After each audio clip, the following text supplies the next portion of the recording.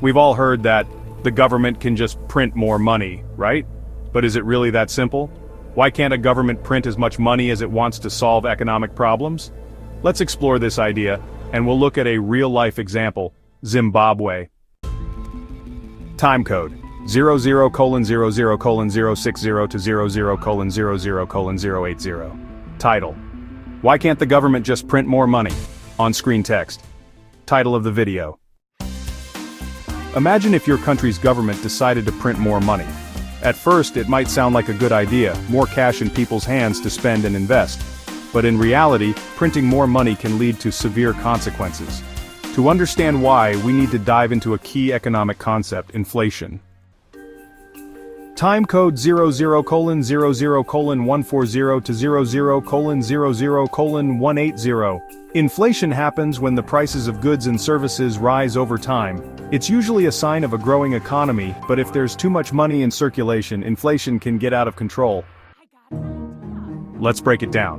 When a government prints more money, the supply of money increases, but the number of goods and services available doesn't change. This imbalance leads to higher prices. Think about it like this.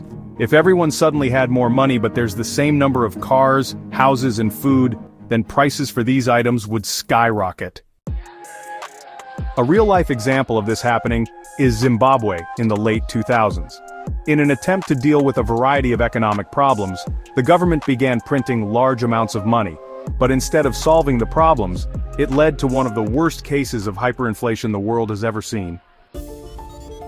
Between 2007 and 2008, Zimbabwe's inflation rate skyrocketed to an astronomical 89.7 sextillion% per month. Yes, sextillion. That's 89.7 followed by 20 zeros. To put it simply, prices were doubling every 24 hours. People were using wheelbarrows full of cash just to buy basic goods like bread or milk.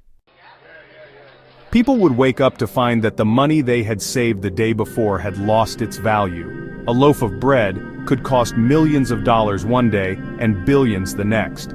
The government was essentially printing money to cover its debts, but instead of fixing the economy, it destroyed the value of the currency.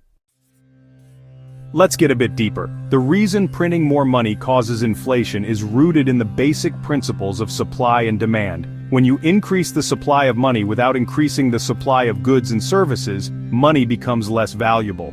It's like trying to buy a limited number of items with an unlimited number of dollars. Suddenly your money doesn't go as far.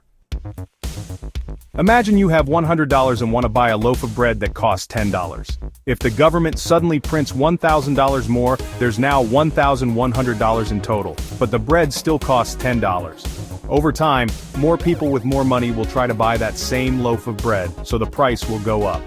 And eventually, prices for everything will rise too. In Zimbabwe, they reached a point where the government was printing so much money that they needed to issue bills with huge denominations. At one point, they printed a $100 trillion note. But despite the staggering amounts of money, it couldn't buy anything meaningful. The value of the currency had collapsed completely. Hyperinflation isn't just limited to Zimbabwe. Other countries like Venezuela and Germany during the Weimar Republic have experienced similar crises. In each case, the government printed excessive amounts of money, hoping to fix economic problems, only to cause even more damage. So why can't governments just print more money to fix problems? Well, they can, but it's a dangerous game. When money loses its value, trust in the currency collapses. People and businesses begin to lose faith in the government and its ability to manage the economy.